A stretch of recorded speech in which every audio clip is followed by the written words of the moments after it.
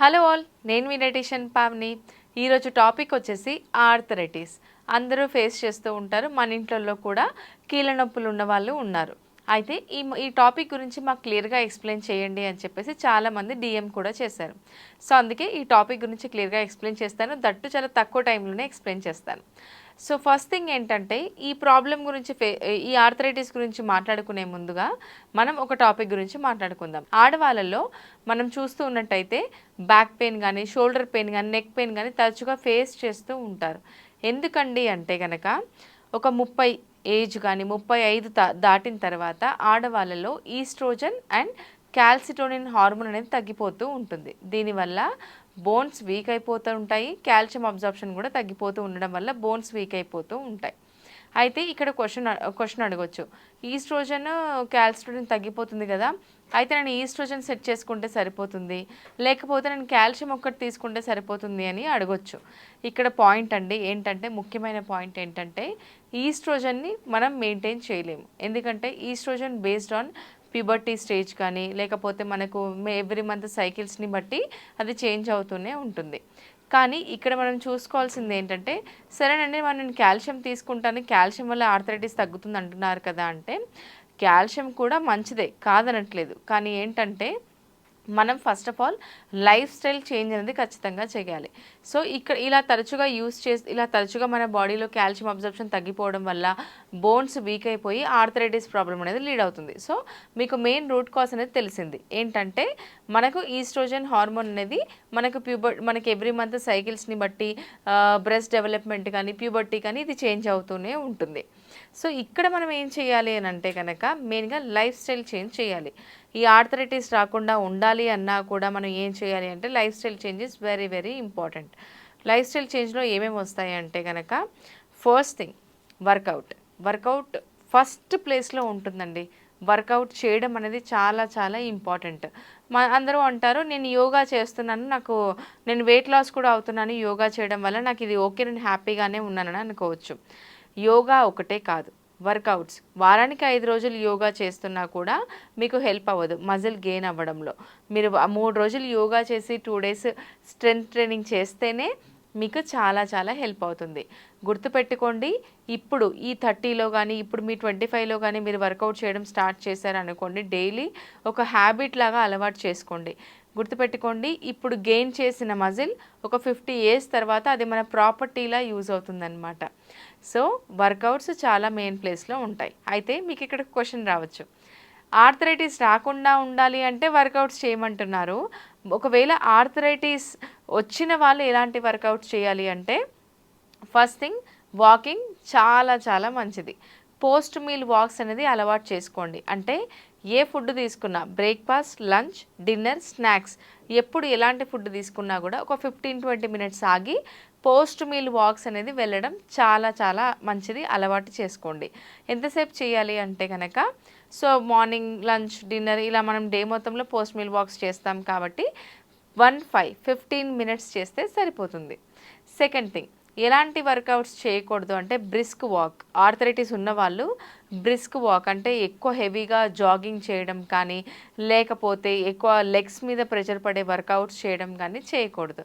Squats అసలు చేయకూడదు. మరి ఎలాంటి వర్కౌట్స్ చేయొచ్చు అంటే, యోగా బెస్ట్ అని చెప్పొచ్చు అండ్ వాకింగ్ కూడా బెస్ట్ అని చెప్పొచ్చు. ఎక్కువ ప్రెషర్ పెట్టారనుకోండి, మనకి ఇంకా ప్రాబ్లం అనేది ఫేస్ చేస్తూ ఉంటాం. సరే, ఇది రీజన్స్ చెప్పుకున్నాం, ఎలాంటి వర్కౌట్స్ చేయాలో చెప్పుకున్నాం. మరి దీన్ని ఎలా క్యూర్ చేయాలి మెయిన్గా అని అంటే కనుక, సో ఆర్థరైటిస్లో ఫస్ట్ ప్లేస్లో వర్కౌట్స్ అని చెప్పాను, సెకండ్ ప్లేస్లో డైట్ ఉంటుంది. సో మీరు ఒకటే గుర్తుపెట్టుకోవాలి, బోన్స్ మనకు ఆర్థరైటిస్ ప్రాబ్లం వస్తుంది, బోన్ ప్రాబ్లం వస్తుంది అంటే చాలామంది కాల్షియం, వైటమిన్ డి తీసుకుంటే సరిపోతుందని అనుకుంటారు. కానీ బోన్ చుట్టూ ఉన్న మజిల్ని కూడా మనం స్ట్రాంగ్ చేసుకోవాలి కదా, అందుకోసం మనం ప్రోటీన్ రిచ్ ఫుడ్స్ని ఇంక్లూడ్ చేయాలన్నమాట. మరి ఎందులో ప్రోటీన్ రిచ్ ఫుడ్స్, ఎలాంటి ప్రోటీన్ రిచ్ ఫుడ్స్ ఇంక్లూడ్ చేయాలి? నాన్ వెజ్ తింటేనేమో మేము వెయిట్ గెయిన్ అవుతున్నాము, డాక్టర్స్ ఏమో నాన్ వెజ్ మానేయమని చెప్తూ ఉంటారు. మీరు ఎలాంటి ఫుడ్ తీసుకోవాలో చెప్పండి అని అంటే కనుక, ప్రోటీన్ రిచ్ ఫుడ్స్లో ఫస్ట్ ప్లేస్లో మీకు ఒక మీల్ ప్యాటర్న్ చెప్పేస్తాను. అంటే అసలు పొద్దున్న నుంచి సాయంత్రం వరకు మనం డే అంతా ప్రోటీన్ రిచ్ డైట్ ఎలా ప్లాన్ చేసుకోవాలో ఒకసారి చెప్తాను. మార్నింగ్ లేవగానే పరగడుపున మీరు నైట్ ఒక గ్లాస్లో జీలకర్ర, ధనియాలు, సోంపు, అలాగే మెంతులు ఇవన్నీ నానబెట్టేసి మార్నింగ్ ఆ వాటర్లో ఇంకో గ్లాస్ ఆఫ్ వాటర్ యాడ్ చేసి బాయిల్ చేయండి. బాయిల్ చేసి ఒక గ్లాస్లో తీసుకున్న తర్వాత కొద్దిగా ఒక 10 to 12 drops of lemon drops add చేసేసి ఈ ఈ ఈ వాటర్ని పరగడుపున తీసుకోవడం చాలా మంచిది. దీనివల్ల ఇన్సులిన్ సెన్సిటివిటీ పెరుగుతుంది, వెయిట్ లాస్కి హెల్ప్ అవుతుంది అండ్ జీర్ణశక్తి గట్ హెల్తీగా కూడా ఉంటుంది. ఇది క్లియర్ కదా? Let's come to the breakfast. బ్రేక్ఫాస్ట్లో ఎలాంటి ఫుడ్ తీసుకోవాలి? ప్రోటీన్ రిచ్ ఉండాలంటున్నారు కాబట్టి మేథీ చీలా. మేథీ చీలా అంటే శనగపిండి ఉంటుంది కదా, శనగపిండిలో మెంతం కూర వేసేసి అందులోనే ఉప్పు కారం అలా మీరు వేసేసుకొని మేథీ చీలా అలవాటు చేసుకోండి. నాన్ వెజిటేరియన్స్ అయితే ఎగ్స్ తీసుకోవడం బెస్ట్. మేము వెజిటేరియన్స్ అయితే మేథీ చీలా తీసుకోండి. డైలీ మేథీ చీలానే మాకు వేరేది ఏదైనా చెప్పండి అంటే కనుక మీరు బెస్ట్గా ఉండాలి అంటే పనీర్ ఒక చపాతీ మీద పనీర్ ఒక 40 గ్రామ్స్ మెజర్ చేసి తీసుకోండి. ఎక్కువ పన్నీర్ తీసుకున్నా కూడా క్యాలరీస్ వచ్చేస్తే వెయిట్ గెయిన్ కూడా అవుతాం. 40 గ్రామ్స్ పన్నీర్ తీసేసుకొని ఒక దోశ మీద కానీ స్ప్రింకిల్ చేసేసుకొని దాంతో పాటు వెజిటేబుల్స్ మ్యాండేటరీగా ఉండాలి. ఒక 15 స్లైసెస్ ఆఫ్ కీరా తీసుకోండి. అలాగే కొద్దిగా పల్లి చట్నీ కానీ పల్లి పొడి కానీ తీసుకోండి. ఇది బ్యాలెన్స్డ్ మీల్ అయిపోతుంది. ఓకేనా? ఇవి options. Let's come to the lunch. లంచ్కి బ్రేక్ఫాస్ట్కి మధ్యలో ఒక స్నాక్ అయితే ఉండాలి. ఏం స్నాక్ తీసుకోవాలి అంటే makhana, fried makhana like just నార్మల్గా రోస్ట్ చేసిన మఖానా కూడా తీసుకోవచ్చు. Lunch you have to start your lunch with big bowl of salad.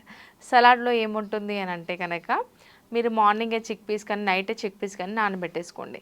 ఈ చిక్ పీస్ 40 గ్రామ్సే నానబెట్టండి. ఇప్పుడు బాయిల్ చేసేసుకొని అందులో ఉల్లిగడ్డ, టమాటా, క్యారెట్ అండ్ దెన్ అలాగే కీరా ఇవన్నీ కట్ చేసేసి కొద్దిగా చాట్ మసాలా వేసుకొని సలాడ్ తినేసేయండి. సలాడ్ తర్వాత ఒక 120 grams of cooked rice 120 grams of cooked rice తీసుకొని దాంతోపాటు వెజిటేబుల్ కర్రీ తీసుకుంటే ఇక్కడ మనకు స్టార్టింగే చిక్ పీస్ తీసుకున్నాం కాబట్టి ప్రోటీన్ వస్తుంది, వెజిటేబుల్ కర్రీలో మనకు ఫైబర్ దొరుకుతుంది, కార్బ్స్ వచ్చేస్తాయి. సో ఇక్కడ బ్యాలెన్స్డ్ మీల్ అయిపోతుంది.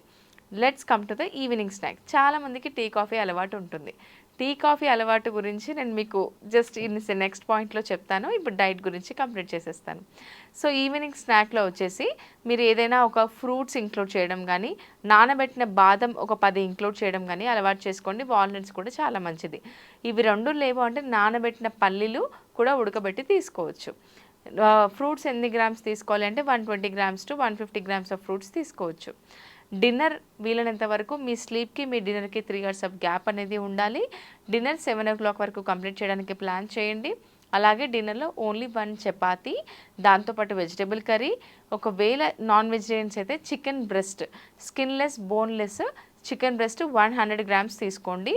లేదు మేము నాన్ వెజిటేరియన్స్ కాదు, మేము ప్యూర్ వెజిటేరియన్స్ అని అంటే కనుక సోయా చంక్స్ మీకు ఐడియా ఉండే ఉంటుంది. మిల్ మేకర్స్ ఒక 40 గ్రామ్స్ నానబెట్టేసి నార్మల్గా కర్రీలోనైనా కలిపి తీసుకోవచ్చు. సోయా చంక్స్ కూడా మేము తినమండి, మాకు థైరాయిడ్ ఉంది అని అంటే కనుక మీరు ఎగ్స్ అయినా ప్రిఫర్ చేయండి.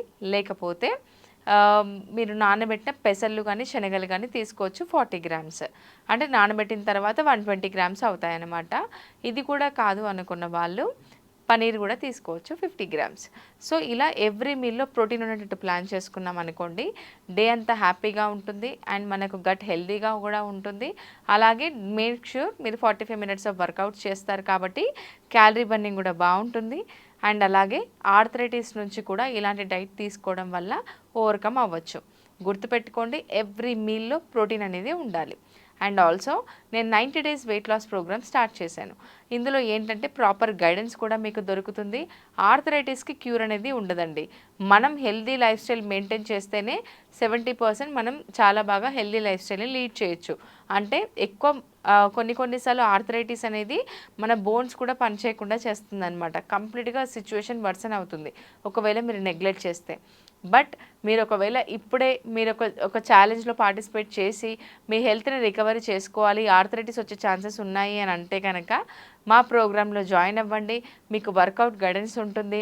అలాగే డైలీ ఈవినింగ్ సెషన్స్ కూడా ఉంటాయి. అంటే సర్టిఫైడ్ ఇన్స్ట్రక్టర్ గ్రూప్ సెషన్స్ తీసుకుంటారు. వర్కౌట్ సెషన్స్ కూడా లైవ్ ఉంటుంది.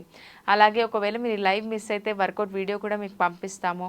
అలాగే హెల్తీ డైట్ ఉంటుంది. ఒక 3 మంత్స్ ఒక క్లినికల్ డైటీషియన్ మీకు గైడెన్స్ అనేది ఇస్తారు.